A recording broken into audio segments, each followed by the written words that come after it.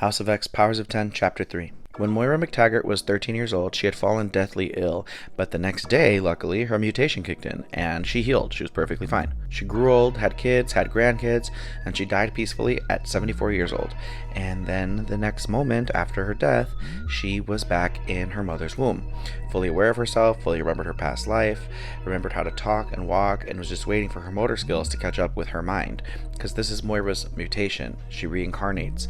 And in her second life, rather than get married or have kids, she spent the entire thing trying to understand herself better, understand why this had happened to her, until one day she sees Professor Xavier on the TV, who she recognized because they had actually gone to college together, but they didn't know each other.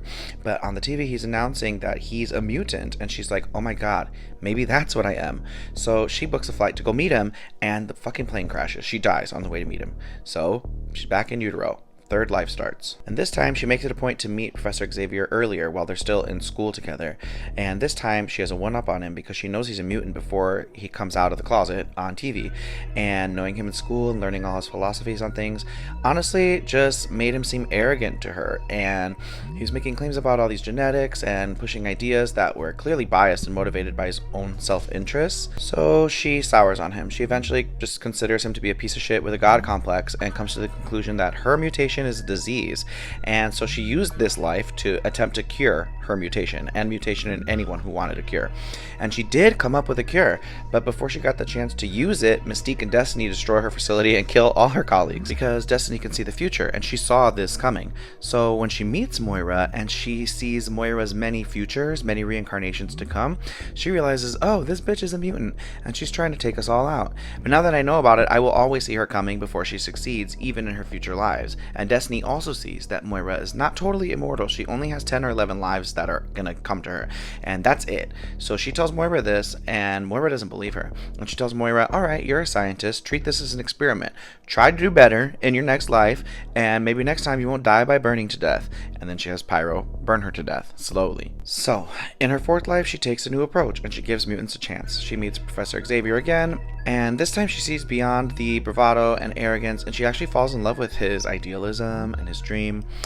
And she sticks with him through the golden years of the X-Men until they get to a war and lose to the Sentinels and all die. In her fifth life, she runs away from home at 13 as soon as her mutation hits, and she goes to find Xavier. She has him read her mind, see all the lives that they've lived together already, and this radicalizes Xavier. And so they try another approach, which ultimately also fails due to Bolivar Trask's Sentinels. Life 6, we are not told about.